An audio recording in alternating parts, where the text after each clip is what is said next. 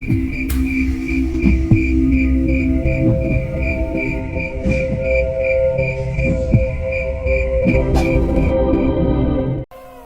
ini dialami oleh salah seorang pemilik warung makan Lamongan di sebuah desa. Warung makan Lamongannya selalu ramai pembeli dan banyak pelanggan yang sering berdatangan. Bahkan dari desa lain pun banyak yang datang untuk menikmati Lamongan milik Guru Mini. Jadi ya teman-teman ya, kalau di daerah sini Lamongan itu sebuah warung yang menyediakan menu khas pecel ya, seperti pecel lele, ayam, dan juga bebek goreng beserta lalapannya ya. Juga ada tempe penyetnya juga. Kita lanjut. Ibu Rumini baru saja membuka warung makan Lamongan ini baru 1 tahun berjalan. Dulunya beliau bekerja sebagai penjual roti keliling. Modal dari jualan roti keliling inilah buat buka usaha warung Lamongannya, dan dibantu oleh anak-anaknya iuran untuk modal. Bu Rumini membuat warung makan Lamongan ini berada di pinggir jalan raya yang tempatnya sangat strategis dan lebih banyak diminati para pengendara jalanan yang melewati jalan raya. Banyak juga para sopir truk, bis yang lalu lalang mampir ke warung makan Lamongannya Bu Rumini. Bu Rumini berjualan dibantu oleh anak keduanya yang bernama Mbak Santi. Dia belum menikah. Terkadang juga Pak Narto, suaminya Bu Rumini, ikut membantu untuk beres-beres, bahkan jadi pelayan. Akhir-akhir ini, omset yang didapat dari warung makan Lamongan Bu Rumini bisa sampai puluhan juta. Jadi omset itu per minggu ya ngitungnya ya, Bu Rumini ya, bukan harian. Warung makan Lamongan milik Bu Rumini ini bersampingan dengan warung makan Lamongan milik Bu Susri. Jaraknya sekitar 20 meter lah dari warung makan Lamongan Bu Rumini. Warung makan Lamongan milik Bu Susri ini sudah jauh lebih dulu berjalan. Sudah sekitar 6 tahunan jualan warung makan Lamongannya. Dulunya selalu ramai pembeli dan pelanggan yang hampir ke warung makan Lamongannya Bu Susri. Akan tetapi, semenjak ada warung makan Lamongan milik Bu Rumini, warung makan Bu Susri jadi semakin sepi pembeli. Karena pembeli dan pelanggannya berpindah haluan ke warung makan Lamongannya Ibu Rumini. Karena emang masakannya Bu Rumini ini katanya lebih enak daripada warung makannya Bu Susri. Padahal dulu warung makan Bu Susri sangat terkenal masakannya yang enak, namun ada yang lebih enak lagi.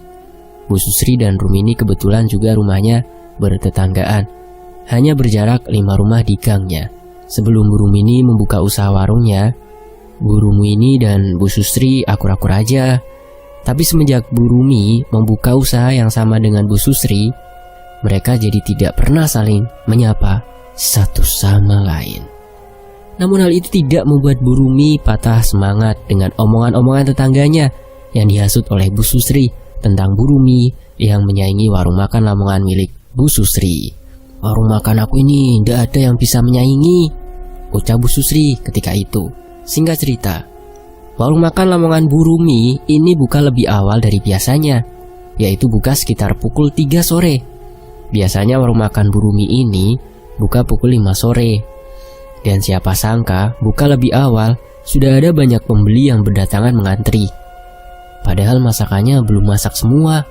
Terpaksa pembelinya harus menunggu dulu masakannya matang. Sampai Mbak Santi dan Pak Narto ini kewalahan harus masak dan menyiapkan bahan-bahannya lebih cepat.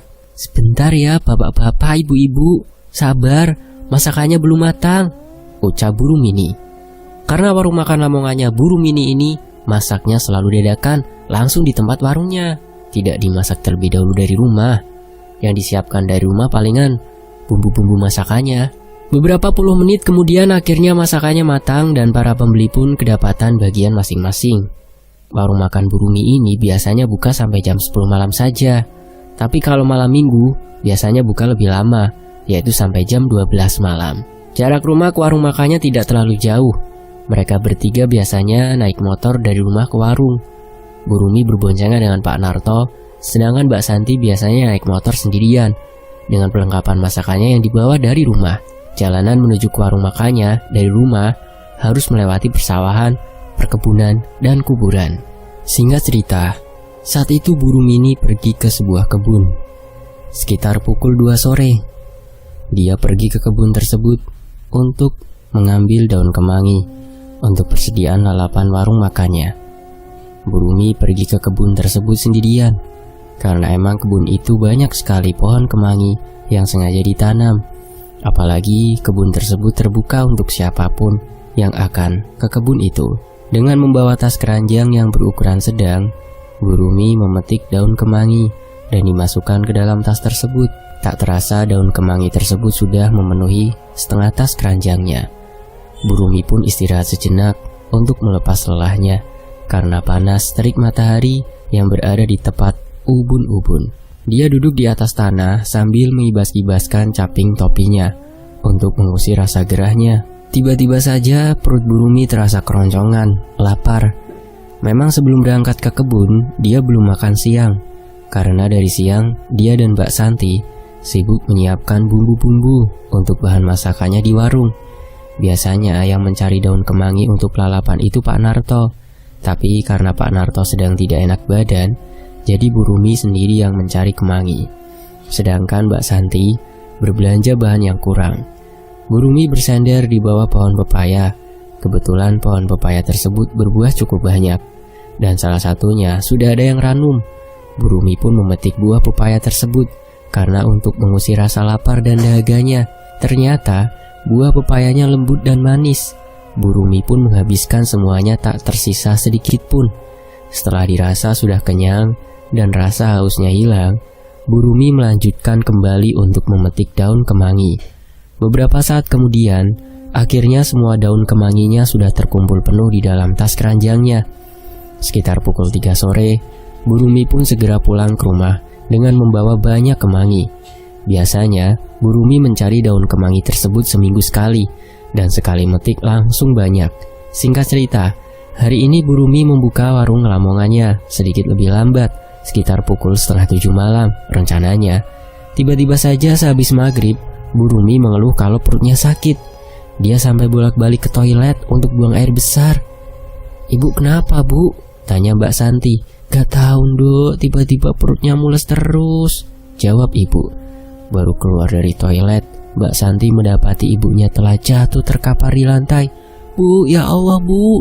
teriak Mbak Santi panik. Mbak Santi pun memanggil-manggil bapaknya untuk meminta pertolongan.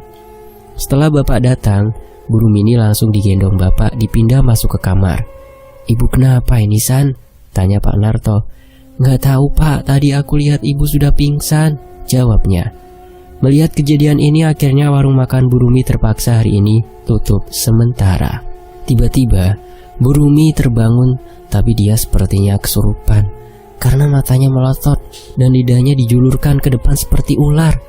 Kepalanya juga sambil bergeleng-geleng. "Pak, ini gimana, Pak? Ibu kok bisa gini?" ucap Mbak Santi dengan meneteskan air mata. "Kamu tunggu sini bentar, jagain ibu ya. Bapak mau pergi dulu," kata Pak Narto. Mbak Santi pun menjaga Bu Rumi di kamarnya, sedangkan Pak Narto pergi entah kemana. Ternyata Pak Narto pergi ke salah satu orang pintar yang ada di kampungnya untuk meminta bantuan. "Assalamualaikum Pak Kiai," ucap Pak Narto. "Waalaikumsalam. Ada apa Pak Narto?" tanya Pak Kiai. "Tolong Pak Kiai, tolong saya," teriaknya. "Tenang dulu Pak, minta tolong apa?" "Istri saya Pak, dia seperti kesurupan." Akhirnya Pak Kiai pun ikut pergi dengan Pak Narto ke rumahnya untuk membantu Bu Rumini. Saat melihat kedatangan Pak Kiai, tiba-tiba saja Bu Rumi teriak-teriak dan memberontak. "Pergi! Pergi!" teriaknya pada Pak Kiai. Pak Kiai pun menanyakan kepada Pak Narto kejadian pertama kalinya. "Ini kejadian awalnya bagaimana, Pak?" tanya Pak Kiai. "Tidak tahu, Pak. Sejak tadi dia itu bolak-balik kamar mandi, mengeluh perutnya sakit. Tiba-tiba setelah keluar dari rumah sakit, dia sudah pingsan," jawab Pak Narto. Pak Kiai pun membacakan doa-doa pada segelas air putih. Lalu air putih itu diusapkan pada wajahnya Bu Rumini. Dan akhirnya Bu Rumini sudah tidak seperti sebelumnya. Pak Narto kira Bu Rumini sudah sembuh. Malam itu juga Bu Rumi tidur lebih awal. Keesokan harinya, sudah biasa saja tidak ada kejadian aneh yang menimpa. Akan tetapi, setiap habis maghrib, Bu Rumi ini selalu bolak-balik ke kamar mandi Dan kejadiannya sama seperti yang kemarin. Ia pingsan lagi dan matanya melotot, serta lidahnya dijulurkan maju ke depan. Pak Narto pun mencari orang pintar yang lain lagi. Kali ini Pak Narto pergi ke tempat dukun yang ada di desanya. Mbah Dukun merapalkan mantranya dan berkomat kamit dengan memegangi kepalanya burung mini. Burung mini pun teriak-teriak kesakitan. Kamu siapa? Tanya Mbah Dukun. Aku Raja Siluman Ular, jawab burung mini yang dalam kerasukan. Dari mana asalmu? Dari tempat dia ambil daun kemangi, jawabnya. Kenapa kamu masuk ke dalam tubuh orang ini? Aku mau jadikan dia istriku, jawabnya. Dan setelah mengetahui itu, Mbah Dukun kembali merapalkan mantranya dan menyemburkan air putih pada wajahnya burung mini. Seketika burung mini ambruk pingsan. Yang sebelumnya akan menyerang Mbah Dukun.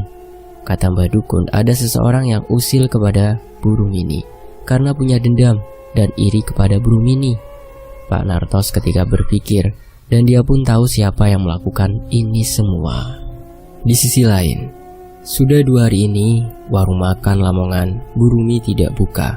Para pembeli dan pelanggannya akhirnya berdatangan ke warungnya milik Bu Susri. Hari ketiga burung mini tidak ada gangguan, hanya merasakan pusing dan mual saja. Keluhannya itu pun tidak bisa untuk membuka warung makannya. Akhirnya warung makan Lamongannya harus tutup kembali. Di hari ketiga setelah kejadian itu, malam harinya, burung mini ini melihat sesuatu dari pojok kamarnya. Dia melihat ada sosok seperti manusia, tetapi wajahnya berbentuk ular. Sosok ular ini berperawakan laki-laki.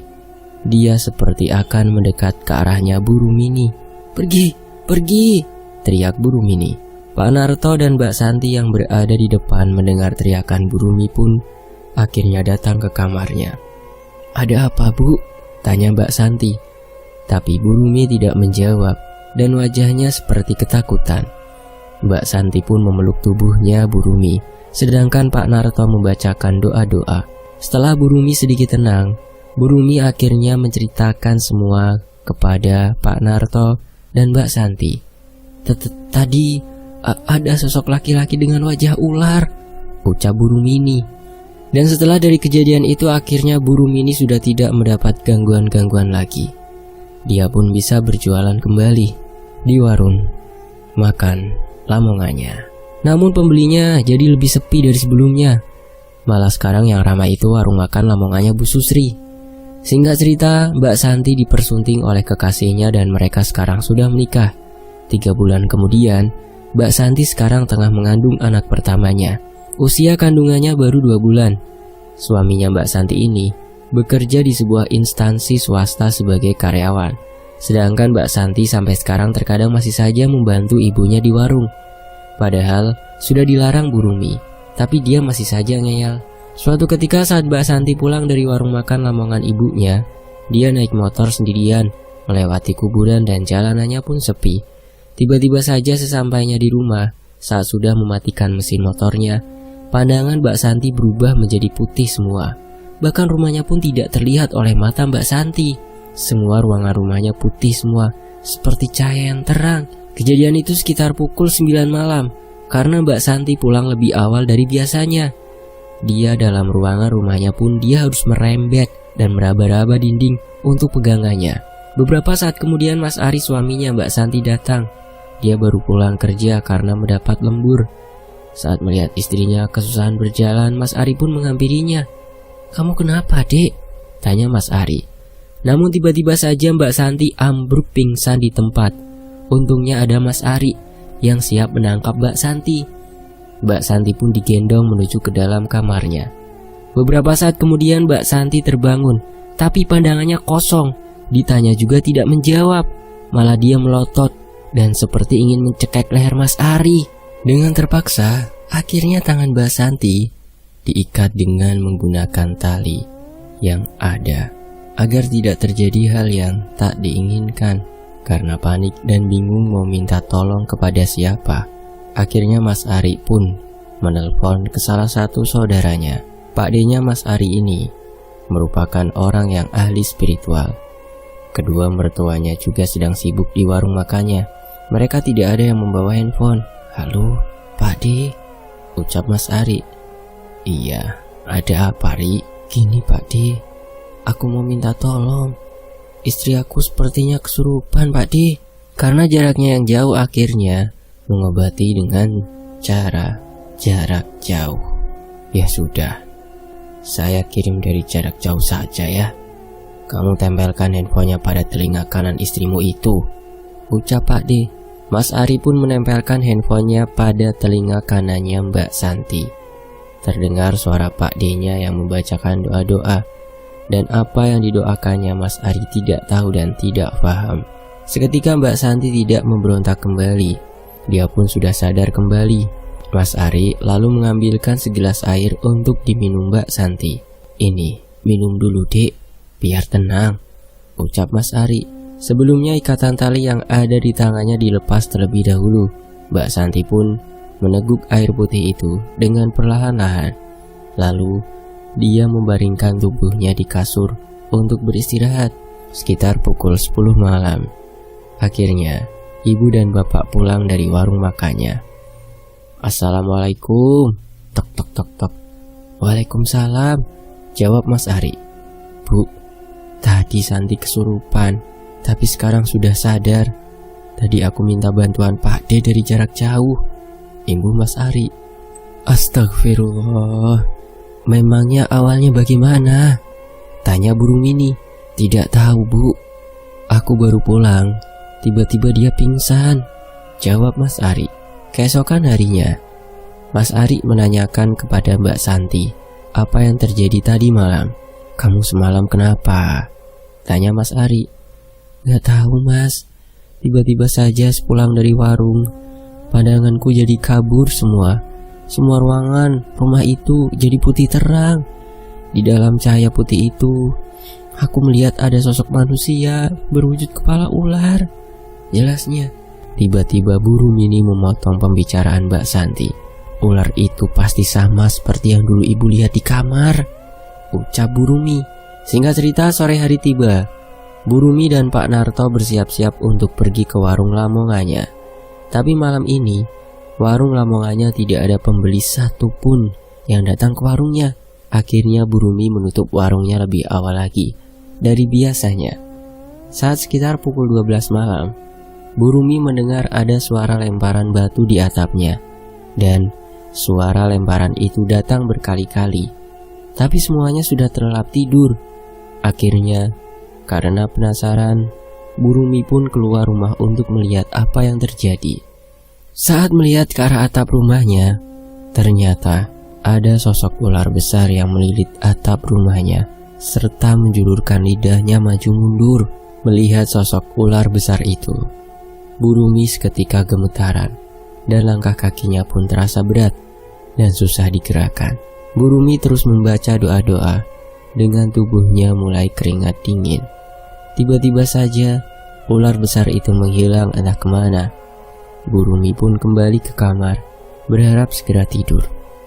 Sekitar pukul 3 pagi, Mbak Santi tiba-tiba teriak-teriak lagi, seperti orang kesurupan. Bahkan dia juga menatap ke arah Mas Ari dengan tatapan tajam. Mas Ari pun terkejut melihat istrinya yang kumat. Mas Ari benar-benar bingung saat itu, karena tidak tahu harus meminta pertolongan kepada siapa. Karena posisinya juga masih jam 3 dini hari. Akhirnya, mau tidak mau, Mas Ari menghubungi Pak D-nya kembali. Dan untungnya Pak D-nya dengan senang hati mengangkat telepon dari Mas Ari. "Ada apa, Ri?" "Istri saya kesurupan lagi, Pak D." "Ya sudah, bawa sini saja sekarang, biar lebih mudah untuk mengobatinya." Dengan perasaan tidak enak hati, Mas Ari terpaksa membangunkan kedua mertuanya untuk meminta bantuan. "Pak, Bu," tok tok tok tok. Dan akhirnya Pak Narto membukakan pintu kamarnya dengan mengucek kedua matanya. "Ada apa, Ri?" tanya Pak Narto. "Santi, Pak. Santi, tolongin, Pak." Pak Narto disusul Bu Rumi datang ke kamarnya Mbak Santi. Kemudian mereka semua membawa Mbak Santi ke tempat Pak D-nya yang berada di kota. Sesampainya di rumah Pak D-nya, Mbak Santi dibawa ke ruangan prakteknya. Karena memang Pak D-nya ini seorang ahli spiritual yang dipercaya oleh warga sekitarnya. Mbak Santi dibaringkan pada kasur yang sudah disediakan. Pak D lalu merapalkan mantranya dengan terus memegangi kepalanya Mbak Santi. Mbak Santi pun teriak-teriak dan memberontak. Mas Ari dan Pak Narto memegangi kedua tangannya Mbak Santi dengan kuat. Kamu siapa? Tanya Pak D. Bukan urusanmu. Kalau tidak mau jawab dan tidak mau keluar dari tubuhnya orang ini, nanti kamu aku masukkan ke dalam botol, ucap Pak D. Jawab, kamu siapa? Dari mana? Sosok yang ada di dalam tubuhnya Mbak Santi ini malah tertawa. Jawab cepat. Saya masukkan ke dalam sini saja berarti kalau tak mau jawab, ucap Pak D dengan menunjukkan sebuah botol kaca bening seperti botol sirup. Karena takut dimasukkan ke dalam botol tersebut, akhirnya sosok yang ada di dalam tubuhnya Mbak Santi ini mau menjawab. Aku disuruh. Sebenarnya aku tidak mau tapi dia paksa, jawabnya. Kalau tidak mau kenapa kamu lakukan ini? Dipaksa, jawabnya singkat. Kalau gitu, kamu saya keluarkan saja ya dari orang ini. Kasihan dia, jawab Pak D. Tidak mau, teriaknya. Tanpa ampun, Pak D merapalkan mantranya dan mengeluarkan sosok yang ada di dalam tubuhnya Mbak Santi. Kata Pak D, ternyata sosok ini dikirimkan oleh seorang yang membenci keluarganya Bu Rumi. Sebenarnya akan dikirimkan pada Bu Rumi, tapi selalu gagal karena Bu Rumi selalu berdoa meminta perlindungan. Jadi sosok ini dikirim untuk Mbak Santi untuk menghancurkan keluarga secara perlahan. Seketika Mbak Santi tersadar, namun tatapannya masih kosong dan seperti orang linglung. Tiba-tiba saja Mbak Santi bilang kepada Mas Ari kalau dia kebelet pipis. Mas, aku pengen buang air kecil mas. Akhirnya Mbak Santi dipapa oleh Mas Ari menuju ke kamar mandi. Akan tetapi ada yang aneh dengan Mbak Santi. Dia tidak menutup pintu kamar mandinya, malah dia hanya jongkok saja tidak buang air kecil. Loh, katanya mau pipis, kok malah jongkok? Ucap Mas Ari. Seketika Mas Ari terkejut melihat mukanya Mbak Santi berubah menyeramkan. Karena tahu ini bukan Mbak Santi, akhirnya Mas Ari teriak memanggil Pak D. Pak D, tolong Pak D, teriak Mas Ari. Pak D-nya, ibu dan bapaknya pun ikut datang ke kamar mandi. Oh, bandel ya kamu, ucap Pak D pada sosok yang ada di dalam tubuh Mbak Santi. Sosok yang ada di dalam tubuhnya Mbak Santi ini adalah sosok kunti merah yang berambut panjang. Ayo, bawa ke tempat kasur lagi. Mas Ari pun menggendong Mbak Santi yang terus memberontak. Lepas, lepas, teriak Mbak Santi. Setelah diletakkan di kasur, Mbak Santi langsung dibacakan oleh Pak D. Dan kali ini sosok itu benar-benar dimasukkan ke dalam botol karena Pak D sudah naik pitam dengan sosok yang ada di tubuhnya Mbak Santi. Sosok kunti ini tadinya berasal dari kuburan yang dilewati Mbak Santi malam itu. Sosok ini memang sudah mengincar Mbak Santi sejak lama karena dipaksa oleh pengirimnya melalui dukun. Saat Mbak Santi lewat kuburan itulah sosok kuntilanak langsung merasuki ke dalam tubuhnya Mbak Santi. Dan singkat cerita, Mbak Santi sudah sembuh. Akan tetapi dia merasakan sakit pada perutnya yang teramat sangat. Akhirnya Mbak Santi dibawa ke rumah sakit untuk dicek kandungannya yang masih muda itu. Saat diperiksa dokter, katanya janinnya tidak bisa diselamatkan dan harus segera dioperasi. Mas Ari pun menyetujui untuk dilakukannya operasi pengangkatan janinnya.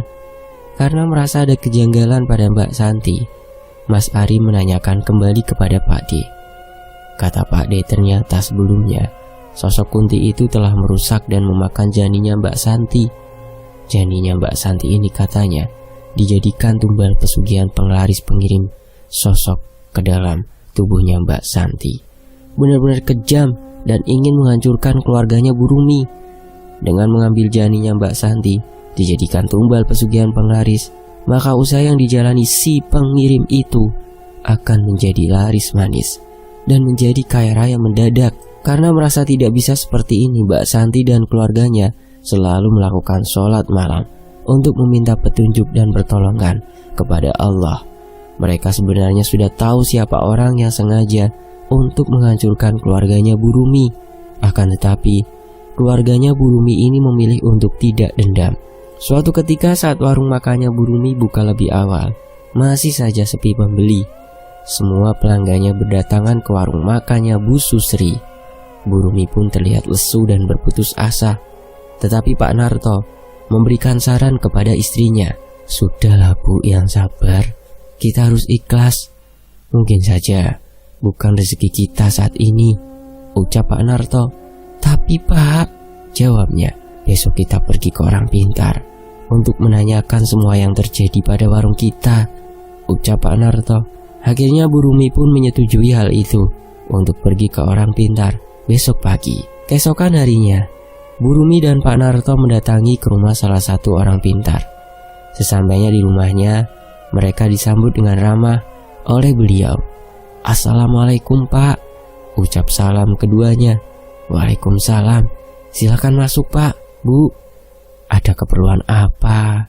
"Jadi gini Pak, akhir-akhir ini warung makan saya sini sepi pembeli, dan pelanggan pun semuanya ke warung sebelah," ucap Bu Rumi. Setelah menceritakan kepada orang tersebut, lalu orang pintar tersebut meninggalkan mereka masuk ke dalam. Sebut saja Pak Bram. Lalu Pak Bram melaksanakan sholat dan mendoakan sebotol air putih. Lalu Pak Bram kembali lagi ke depan, memberikan sebotol air putih itu kepada Bu Rumi. "Sepulangnya dari sini, air putih itu nanti campurkan dengan garam ya Bu, lalu disiramkan ke sekeliling warung makan Ibu," ucap Pak Kiai. "Sebenarnya apa yang terjadi Pak dengan warung saya?" tanya Bu Rumi penasaran. Warung Ibu itu tertutup oleh sosok jin genderuwo yang tinggi besar, menghalangi warung makan Bu Rumi ini, sehingga banyak orang yang lewat depan warung Ibu itu terlihat tertutup. "Jelas Pak Bram." "Astagfirullah," ucap Bu Rumi dan Pak Narto. Sosok genderuwo ini kiriman dari orang yang merasa tersaingi usahanya, tambah Pak Bram. Setelah pulang dari rumah Pak Bram, Bu Rumini dan Pak Narto melakukan apa yang sudah diperintahkan oleh Pak Bram. Bu Rumi memindahkan air putih itu ke dalam wadah baskom untuk dicampurkan dengan garam sebelum dicipratkan sekeliling warungnya Bu Rumi dan membaca doa terlebih dahulu. Bu Rumi lalu menyipratkan ke seluruh keliling warung makannya dengan air garam. Singkat cerita, beberapa hari setelah dilakukan siram-siraman air garam tersebut, akhirnya warung makan Lamongannya Bu Rumi ada beberapa orang yang berdatangan ke warung makannya. "Bu, lah kok baru buka? Kemarin-kemarin kemana?" tanya salah satu pelanggan. "Padahal buka terus loh Bu," jawab Bu Rumi. Tutup terus Bu, sampai saya perginya ke warung makan Lamongan Bu Susri," jawabnya. Bu Rumi ini hanya tersenyum kecut kepada salah satu pelanggannya itu. Saat pembeli dan pelanggannya itu mulai menyantap ayam Lamongannya, ada yang nyeletuk kepada Bu Rumi ini. "Bu, ayam basi kok dijual sih? Jangan-jangan ini ayam dari minggu lalu ya?" ucapnya. "Enggak kok Bu, ini baru beli tadi di pasar dan masih fresh kok, baru juga digoreng tadi," ucap Bu Rumi. "Iya loh, ini banyak ulatnya di dalam ayam. Menjijikan sekali. Baunya juga busuk. Rasanya juga seperti nasi basi," celetuk pembeli lain. Bu Rumi melihat ke makanan pembeli tersebut, dan memang benar busuk dan banyak ulatnya. "Gimana sih ibu ini? Nggak menjaga kualitas makanannya. Kalau gini saya malas beli lagi di sini," ujar pembeli. Semua nasi dan lauk ayam Lamongannya terlihat banyak yang tersisa di atas piringnya. Mereka semua meninggalkan warung makan Lamongannya Bu Rumi dan tidak bayar. Memang tidak mempermasalahkan kalau mereka tidak bayar, karena memang ini semua kesalahannya Bu Rumi ini. Padahal Bu Rumi dan Pak Narto ini menjaga sekali kualitas masakannya. Bahkan saat memasak, mereka menggunakan sarung tangan plastik. Tapi entah kenapa tiba-tiba masakannya berubah menjadi busuk. Bu Rumini dan Pak Narto hanya bisa berpasrah kepada Allah. Setiap malam Bu Rumini selalu melaksanakan sholat hajat dan tahajud. Setelah sholat malam, Bu Rumi tiba-tiba saja tertidur di atas sajadahnya. dan masih menggunakan mukenanya. Tiba-tiba, Burumi bermimpi berada di alam lain. Di dalam mimpinya itu, Burumi berada di sebuah perkampungan. Namun perkampungan itu banyak ularnya. Dan bahkan ular yang besar saat Burumi lihat di atas atap rumahnya itu berada di kampung tersebut ularnya. Ular besar itu datang menghampiri Burumi dan melilit tubuhnya hingga kesakitan. Burumi terus teriak minta tolong dan merintih kesakitan. Namun tidak ada satu orang pun yang datang untuk menolong Burumi. Burumi terus membacakan doa. Dia membaca ayat kursi hingga beberapa kali. Tiba-tiba Burumi dibangunkan oleh Pak Narto. Keadaan tubuhnya Burumi terlihat berkeringat. Bahkan mukena yang dipakainya pun basah. Nafasnya pun terasa ngos-ngosan. "Bu, bangun bu, ibu kenapa?" tanya Pak Narto. Akan tetapi, Burumi tidak menjawab pertanyaan Pak Narto karena masih syok dengan mimpinya itu. Akhirnya Pak Narto memberikan segelas air minum untuk Burumi. "Ini minum dulu bu," ucap Pak Narto. Burumi ini langsung meneguk semua air putih itu tanpa tersisa. Ternyata sedari tadi bapak membacakan doa untuk Burumi ini.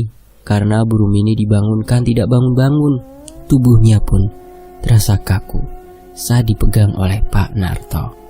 Pak Narto membacakan surah Yasin, sedangkan saat itu Burumi terus membaca ayat kursi.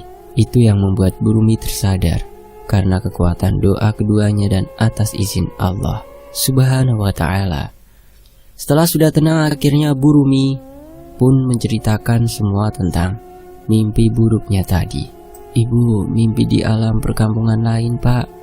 Di sana banyak ular-ular dan ibu tiba-tiba saja dililit oleh ular besar. Sepertinya dia raja ular yang waktu itu menyerupi ke dalam tubuh ibu pak," jelas Burumi ini.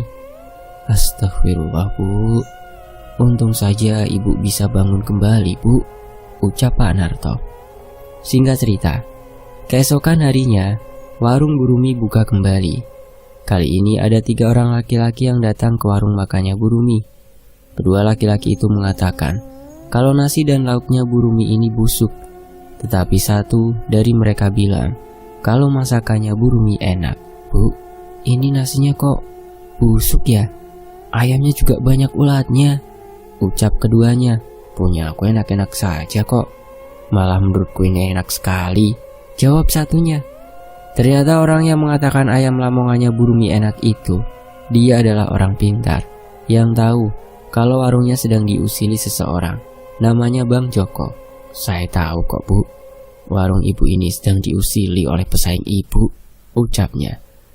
Warung ibu ini dibuat supaya semua masakannya basi dan banyak ulatnya, supaya pembeli tidak mau datang lagi ke warung makan ibu, jelas Bang Joko. "Astagfirullah, kenapa dia selalu membuat keluarga saya menderita?" keluh ibu sambil meneteskan air mata. "Tenang bu, saya akan membantu ibu," jawab Bang Joko. "Iya bu, serahkan pada Joko saja. Dia ini keturunan dukun yang sangat ahli. Ilmunya diturunkan kepada dia bu," ujar salah satu temannya. Akhirnya Burumi pun mengiyakan apa yang dikatakan Bang Joko. Rencananya akan dilakukan besok pagi. Bang Joko akan datang lagi ke warung makannya Burumi. Sebelumnya Burumi diminta untuk menyiapkan kembang 7 rupa dan ember besar yang diisi air. Singkat cerita, keesokan harinya Bang Joko datang untuk membantu mengusir kiriman-kiriman dari pengirim.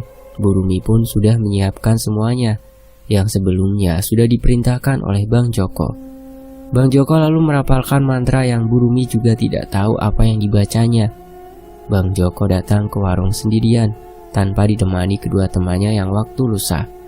Setelah selesai merapalkan mantranya pada ember yang berisi air dan kembang 7 rupa itu, Bang Joko lalu menyiramkan semua air itu di depan warung makannya Burumi.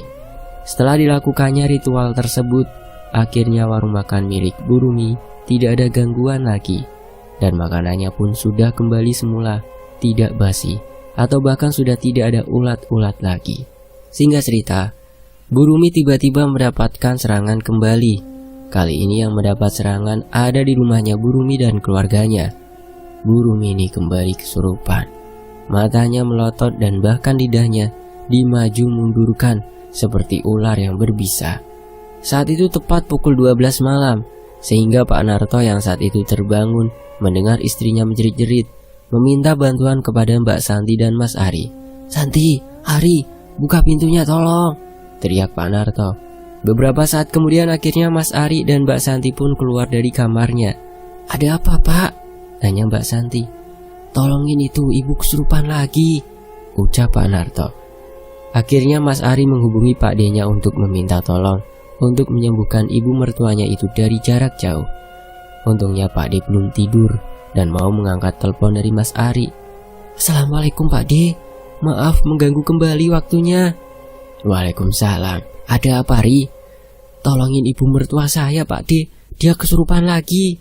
"Ya sudah, kamu tempelkan saja handphonenya pada telinga ibu mertuamu." Mas Ari menempelkan handphonenya pada telinga ibu mertuanya. Lalu Pak D membacakan doa-doa melalui telepon. Seketika tubuhnya Bu Rumini ini memberontak dan teriak-teriak. Tubuhnya Bu Rumi dipegangi oleh Mas Ari dan Pak Narto. Karena Bu Rumini seperti akan kabur dari dalam kamarnya. Beberapa saat kemudian, akhirnya Bu Rumini jatuh pingsan setelah dibacakan doa oleh Pak D-nya Mas Ari. Setelah kejadian itu, Bu Rumi jadi lebih sering melamun dan kadang berteriak-teriak sendiri di dalam kamarnya. Pak Narto pun membawa ke seorang pintar lagi untuk meruqyah Bu Rumini. Tempat orang pintar itu letaknya cukup jauh karena berada di kota. Bu Rumi dibawa dengan menggunakan mobil bersama dengan Mas Ari, Mbak Santi dan Pak Narto. Perjalanan yang ditempuh sekitar 1 jam lebih. Sesampainya di sana, Bu Rumi dan keluarganya disambut ramah oleh orang pintar tersebut. Bu Rumi duduk berada di sebelahnya orang pintar itu. Bu Rumi langsung dibacakan doa-doa oleh orang pintar itu yang membuatnya memberontak. Kali ini, Bu Rumi juga batuk-batuk, bahkan batuknya juga keluar darah. Disertai dengan ulat-ulat yang jumlahnya begitu banyak sekali. Namun sosok yang berada di dalam tubuhnya Bu Rumi ini kepanasan. "Ah, panas, ampun!" teriaknya. Akan tetapi Pak Kiai tetap melanjutkan membacakan doa-doa. "Kamu kenapa masuk ke dalam tubuhnya?" ucap Pak Kiai. "Saya disuruh." "Disuruh siapa? Sekarang keluar, atau mau saya bakar?" ucap Pak Kiai. Namun sosok ular itu menjulurkan lidahnya dan matanya Bu Rumini jadi melotot. Pak Kiai tetap membacakan doa-doanya untuk membakar sosok ular tersebut. Seketika Bu Rumi jatuh pingsan saat sosok ular tersebut keluar dari tubuhnya Bu Rumi. Sosok ular tersebut adalah raja ular yang saat itu pernah merasuki tubuhnya Bu Rumi. Kemudian Bu Rumi dibasuhkan wajahnya dengan menggunakan air putih yang sudah didoakan oleh Pak Kiai. Seketika keluar asap dari ubun-ubun kepalanya. "Kenapa Pak Kiai dengan istri saya, Pak?" tanya Pak Narto. "Ibu ini akan dibuat mati oleh pengirim yang dendam dengan Bu Rumini," ucap Pak Kiai. "Siapa Pak Kiai?" tanya Pak Narto. "Orangnya tidak suka jika usahanya ada yang menyaingi. Makanya dia mengirimi sosok ini untuk membuat Bu Rumini mati," kata Pak Kiai. "Sudah tenang saja Pak, sosok itu sudah saya bakar dan tidak akan mengganggu lagi." Mendengar apa yang dikatakan oleh Pak Kiai, Pak Narto dan kedua anaknya itu merasa lega. Singkat cerita, karena merasa belum tuntas, akhirnya Pak Narto membawa Bu Rumini ke salah satu praktisi supranatural atau dukun supaya sembuh total. Sesampainya di tempat dukun tersebut, Mbah Dukun langsung menyalakan kemenyan dan merapalkan mantranya. "Untuk menyangkalnya, Bapak harus cari kotoran kuda yang ada di jalan dan diambil dengan tangan Bapak sendiri tanpa ada alat bantu. Dan nanti kamu letakkan di pojok belakang rumah," kata Mbah Dukun. "Baik Mbah, akan saya lakukan demi kesembuhan istri saya." Mau tidak mau, Pak Narto harus berani untuk mengambil kotoran kuda tersebut dengan tangannya sendiri tanpa alat bantu apapun. Akhirnya, sepulang dari Mbah Dukun, Pak Narto pun mencari kotoran kuda yang baru saja jatuh di jalanan. Sekitar 3 biji kotoran kuda, karena kan kotoran kuda bentuknya bulat-bulat. Sesampainya di rumah, Pak Narto langsung menguburkan kotoran kuda tersebut di belakang rumahnya. Sementara itu di sisi lain, Bu Rumi sudah membuka kembali warung makan Lamongannya. Dan bahkan pembeli dan pelanggannya banyak yang berdatangan kembali ke warung makannya. Para pembeli dan pelanggannya mengatakan kalau masakan Bu Rumi ini sudah kembali seperti dulu yang enak dan racikan bumbunya yang membuat pelanggan ketagihan. "Bu, ayam Lamongannya enak sekali. Akhirnya yang selama ini saya rindukan kembali," ucapnya. Bu Rumi hanya bisa tersenyum ramah kepada pembeli dan pelanggannya. Sedangkan warung makannya milik Bu Susri terlihat tutup. Bu Rumi mendapat kabar dari salah satu tetangganya kalau Bu Susri mengalami sakit dan dirawat di rumah sakit. Entah dia sakit apa. Saat itu katanya Bu Susri sedang masak di dapur warungnya, tapi dia tiba-tiba saja pingsan. Bu Rumini dan Pak Narto pun rencananya akan menjenguk Bu Susri. Meskipun mereka tahu kalau Bu Susri yang melakukan perbuatan tersebut. Keesokan paginya, Bu Rumi dan Pak Narto akhirnya pergi menjenguk Bu Susri ke rumah sakit. Sesampainya di rumah sakit, Bu Rumi dan Pak Narto menanyakan terlebih dahulu ke bagian administrasi, menanyakan letak ruangan rawat inapnya Bu Susri. "Maaf Mbak, mau tanya, ruangannya Bu Susri di mana ya?" tanya Bu Rumini. "Dari sini lurus Bu, lalu nanti ada perempatan, lalu belok kanan. Dia ada di ruangan tulip Bu," jawabnya. "Terima kasih ya Mbak." Akhirnya mereka menemukan ruangannya Bu Susri. Terlihat Bu Susri tidak bisa apa-apa. Dia juga menggunakan selang infus dan oksigen di hidungnya. Dia hanya bisa mendengar, namun matanya melotot. Tidurnya pun masih tetap dengan mata yang terbuka. Saat Bu Rumini datang, dia duduk di sebelah ranjangnya Bu Susri dan membisiki sesuatu. "Saya minta maaf ya kalau saya ada salah sama ibu. Saya sudah maafkan Bu Susri, dan semoga Bu Susri cepat sembuh ya," balas Bu Rumini. Tak terasa tiba-tiba saja Bu Susri meneteskan air matanya, melewati pojok matanya, dan jatuh ke pipi. Tiba-tiba saja Bu Susri kejang-kejang, dan lidahnya menjulur seperti ular. Beberapa saat kemudian, akhirnya Bu Rumini meninggal dunia dengan mata yang masih terbuka dan lidahnya menjulur kaku. Jenazahnya Bu Susri pun dibawa pulang ke kediaman rumahnya untuk segera dimandikan, disolatkan, dan dimakamkan. Singkat cerita, usaha warung makannya Bu Rumi ini semakin maju dan laris manis. Sedangkan warung makannya Bu Susri sekarang sudah tutup karena tidak ada yang mengurusi lagi. Suaminya sekarang menjadi stres dan gila. Dia kalau di depan rumahnya selalu menari-nari sendiri seperti ular, lidahnya dijulurkan maju mundur. Terkadang juga suaminya Bu Susri ini jalan-jalan sendiri di jalan raya dengan teriak-teriak, bahkan sampai mau melempari batu pada setiap orang yang lewat, karena anaknya malu melihat kelakuan bapaknya dan ingin mencelakai orang-orang. Akhirnya suami Bu Susri dibawa ke rumah sakit jiwa dan ditinggal di sana. Jadi ternyata awal Bu Rumini itu kesurupan sosok Raja Ular itu adalah jelmaan yang dikirim Bu Susri di kebunnya. Ternyata kebun yang Bu Rumini petik daun kemanginya itu adalah kebun milik Bu Susri. Dia sengaja menjebak Bu Rumini.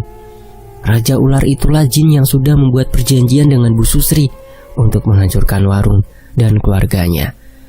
Bu Rumini dan juga yang mencari tumbal dengan targetnya keluarga Bu Rumini sebagai pesugihan penglaris warung makannya sendiri. Karena Bu Susri tidak mau ada orang yang menyaingi kekayaannya dan usaha warung makannya. Saat itu juga, sosok Kunti yang memakan janinnya Mbak Santi itu juga kiriman dari Bu Susri. Janinnya untuk dijadikan tumbal itu. Sedangkan ular besar yang melilit di atas atapnya Bu Rumini itu adalah sosok Raja Ular yang kadang berwujud manusia dengan wajah ular. Untungnya keluarganya Bu Rumini selalu mendekatkan diri kepada Allah. Jadi keluarganya tidak ikut menjadi tumbal selanjutnya.